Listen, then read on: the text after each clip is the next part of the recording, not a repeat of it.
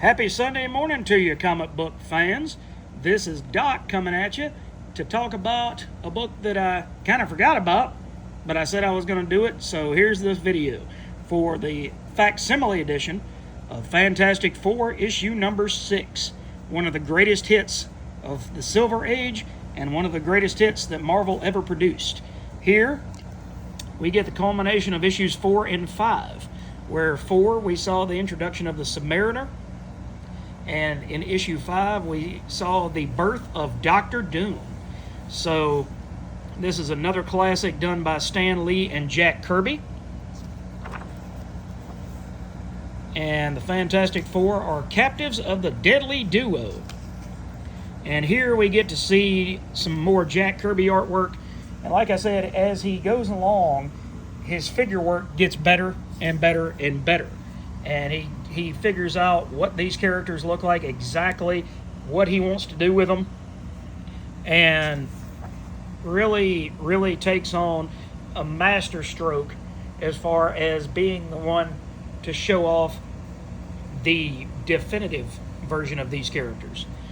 But here you see the Submariner is somewhat attacked by Dr. Doom, but Dr. Doom doesn't want to fight with him. He wants him to join forces with him. So in Namor's underwater lair, then they meet up and they talk about, hey, somebody from the outside world has destroyed Atlantis. Don't you want to pay them back?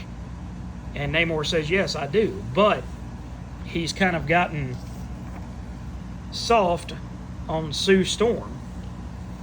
So he knows that if he fights the Fantastic Four, he'll have to fight Sue. And he doesn't want to do that because he loves her. He doesn't want to hurt her. So after Dr. Doom shows that he's got a grabber, which is not the same grabber that Billy Mays tried to sell you all those years ago, but once he shows the power of the grabber to lift objects and pull them along, he sets Namor on the Fantastic Four to go into their building, the Baxter building, and lift it up and take it to immeasurable heights. So Namor realizes that Doom has double-crossed him just to get to the Fantastic Four. He's raised the Baxter building at this point up into the clouds above Manhattan. And now you get to see Johnny try to go after Doom, but there's no oxygen for his flame.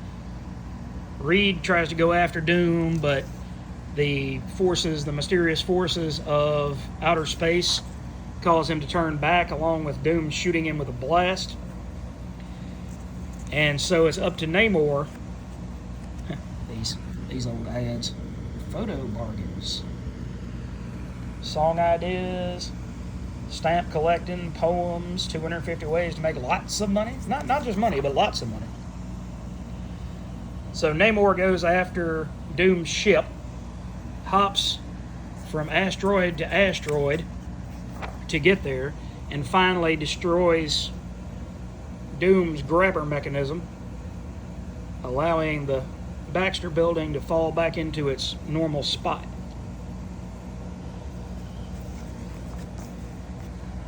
It can't be overstated how much of the current day Marvel universe would not exist without this book. In the last 2 issues, you've gotten Namor and Dr. Doom, 2 of the Marvel mainstays.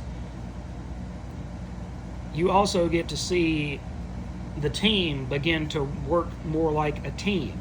They still jump out on their individual powers. Johnny especially, because he's a hothead and he just jumps whenever he feels froggy. But you see them beginning to work as one unit and as a family. And in that moment, that's where I think Stan and Jack connected with everybody that was reading this book, is that familial unit. That Johnny and his sister are still brother and sister, so when he finds a picture of Namor in her library study area, then he teases her about it and says he's going to destroy it. That's something a brother and sister would do. You know, then you get Reed trying to understand why Sue would have a picture of Namor when they've been together for years. So you get these characters that, like I've said in previous videos, it is the world outside your window.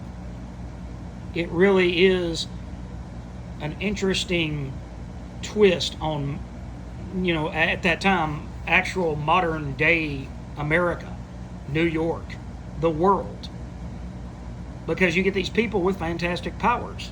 And even at the beginning of the book, you see a bunch of people in a crowd, and you know, and they're like, I've seen that natural phenomenon action before, and his three partners too. And so you've got certain people that are saying, I can't believe this. I can't believe that this is real. It's kind of hard to make up your mind. You see these strange things, hear all these incredible stories, and somebody said, it's mass hysteria, Pete. I could no more believe in the Fantastic Four than I could in flying saucers. So you're still trying to build up a world where the Fantastic Four can actually exist. And that's not always easy, because when you got a guy that lives in Atlantis and has wings on his feet, and then you've got a megalomaniacal doctor here that is more a doctor of doom and death and destruction, more so than a medical doctor. You've got all these extra elements. But yeah, you have New York City as New York City was back in 1961. So all of these things together go to make this one of the greatest hits that Marvel ever put out. And I can't wait to see what happens in issue 7, the facsimile. So if you guys haven't been collecting these books, I would rush down to your store, see if you can get at least the first 2 or 3, 4 issues. And, you know, they might be sold out now, but check eBay, check Midtown Comics, check a bunch of these different websites, and I bet you can still get them, unfortunately now with shipping, but you can probably still get them at cover price. So thanks for watching, guys. Have a great weekend, and we'll catch you in the next video.